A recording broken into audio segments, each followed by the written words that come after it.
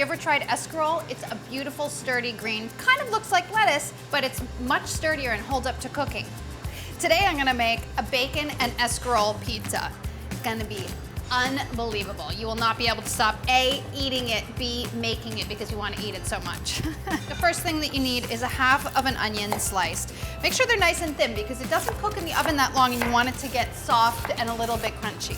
Cut up a half a pound of mozzarella. I have fresh, but the regular old mozzarella will be totally fine. And in fact, I think it kind of melts a little bit better on pizzas. So if you can't find this, don't go out of your way. And then crumble 6 slices of bacon. They should be cooked. I'm gonna actually just cut mine. All right, now I'm gonna roll out my dough. I have a pound of pizza dough pre-made, but if you'd like to make a recipe of your own, please feel free. Just lightly flour your surface. You wanna roll it out so that it's a 17-inch rectangle. I sort of start pulling it, and then I go back in with my rolling pin. Pizza dough is really, really bouncy, so you stretch it out and it shrinks back and stretches out. If that's happening to you, what I suggest is just leave it alone. You can cover it with a towel for about 5 minutes, 10 minutes tops, and the glutens, which is what makes it really springy, will relax, and it'll allow you to stretch your dough out. You're looking for about 17 inches. My hand is about 8, so that's 8 and 8. That's almost 16. But then when it springs back, it's less, so just keep stretching. Sometimes it takes a little bit of work, I have to admit. Put it on your baking sheet. You can continue stretching it on the baking sheet if you need to. What you're looking for is for the dough to be about the same size as the baking sheet that it's going on. This is about 17.5 by 12. But this is looking pretty good to me. Now you're gonna top it with all your toppings. My onion actually is a little bit big, so I'm not gonna use the whole thing. I don't wanna overwhelm it. And then the cheese. It's probably not gonna cover the entire surface, so just spread it out evenly. It'll melt. And then your bacon on top, evenly too. You don't want anybody getting upset because there's no bacon on their piece. That would make me really upset. Then season it with salt and pepper.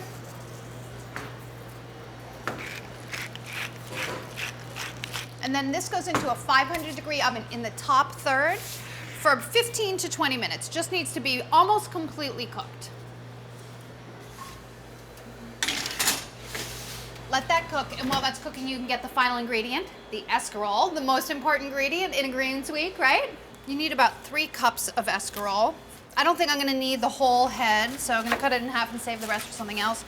Trim off any damaged outer leaves, or upper leaves, as it were. Get rid of the core. And then we're gonna cut it into approximately 1-inch pieces. Just make sure that the pieces are all sort of relatively even. Sometimes escarole is super dirty, sometimes it's kind of clean. It's always a good idea to wash it at least once, just to make sure, especially if it's not organic. I'm not telling you have to eat organic, but I'm just saying. And then I like to wash my greens right in the salad spinner.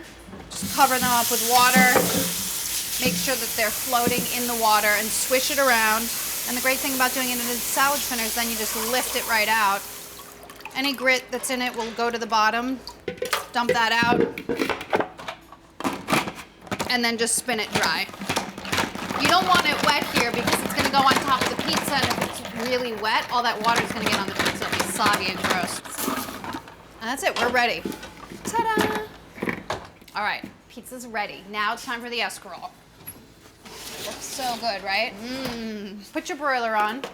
I could eat it now. But I'm gonna make it a little bit healthy. Sprinkle the escarole evenly over the top of the pizza. If you feel like it's too heavy of a covering, don't use all of it, but just remember that it'll wilt down very quickly. Then drizzle it with a little bit of olive oil. Never hurt anybody, right? And then back under the broiler just until the escarole wilts and gets a little bit charred. It's gonna be fantastic. Oh yeah, look at that.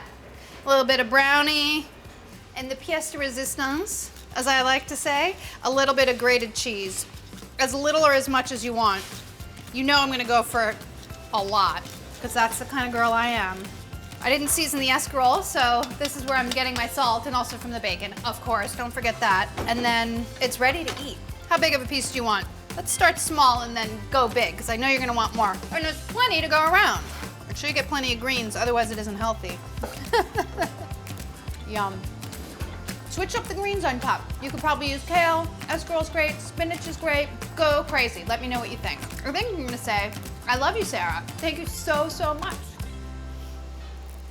It's my new favorite recipe.